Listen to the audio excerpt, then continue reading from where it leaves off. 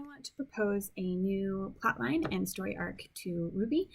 It would be based around a fallen fifth kingdom that was destroyed by a combined assault of the other four kingdoms and the Grimm. Call it Elise was the name that I came up with. For now, we'll just call it that. And it would have called the currently empty dragon-shaped continent home. The culture of this kingdom, Elise, would have had more of a balanced ethnic and racial diversity, with most of the characters that would arise from it being non-white, as in a mix of African, Hispanic, Asian, Middle Eastern, all sorts of different descents.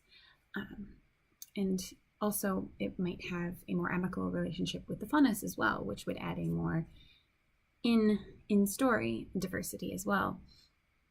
And then, so this new kingdom and the story arc would add complexity to the current dynamic between humanity and the Faunus, adding another large institution, I guess you could call it, large nation that had a good relationship with the Faunus as compared to the current administrations that have a more rocky relationship because of the imposed essential slavery of the Faunus.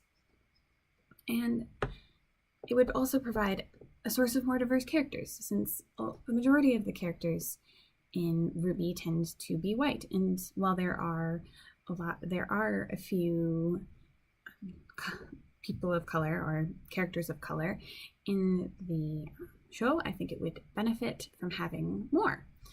It would broaden the audience, and studies show, such as the Annenberg Report on Diversity in Entertainment, show that there is a lack of this racial diversity on the whole. And then initiatives such as the Inclusion Rider going on in Hollywood right now show that there's a desire for and a movement towards more diversity. And I think that it would benefit the RWBY show to move in this direction as well, even though it's an animated show and not live action. So the current cast does include a lot of strong female characters, and I think that's a really good selling point about the show. But I think it would also, as I said before, I think it would be really good to have a larger ethnic and racial diversity as well. Of course, within the story itself, it needs to make sense. So I feel that adding more diversity in this way gives RWBY a lot more lore and story background to base itself off of, to build on, adds another piece to the timeline, while at the same time providing greater diversity and helping to broaden our audience. So the season, so how to implement this? I think that the season or the volume, as we call them, would start with the antagonists having some sort of base on the dragon-shaped continent, which would be the basis for which RWBY and Team Juniper might go to the continent, might from their scattered current locations come together again and fight for or investigate why it is that there's this or an outbreak of Grimm, or the antagonists attacking from that location and going back there. And so I think that, and then along the way of them investigating this continent, they might discover clues such as ruins or the descendants of the kingdom that still live there. And through those clues, they find out why it is that this kingdom was destroyed.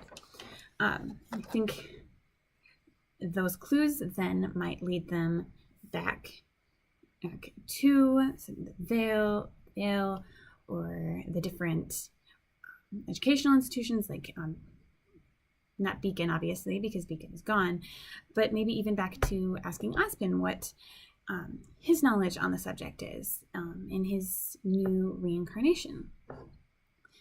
And then maybe finding descendants in the opposing continents that have interactions with them. And then the antagonists and the continent itself having some sort of connection to the god of darkness and the creation of the Grimm themselves. There hasn't been a lot of explanation of this, so this would both add to the story, it would give more lore, and it would bring a lot more diversity to the show that I don't think it quite has yet. So, let me know what you think.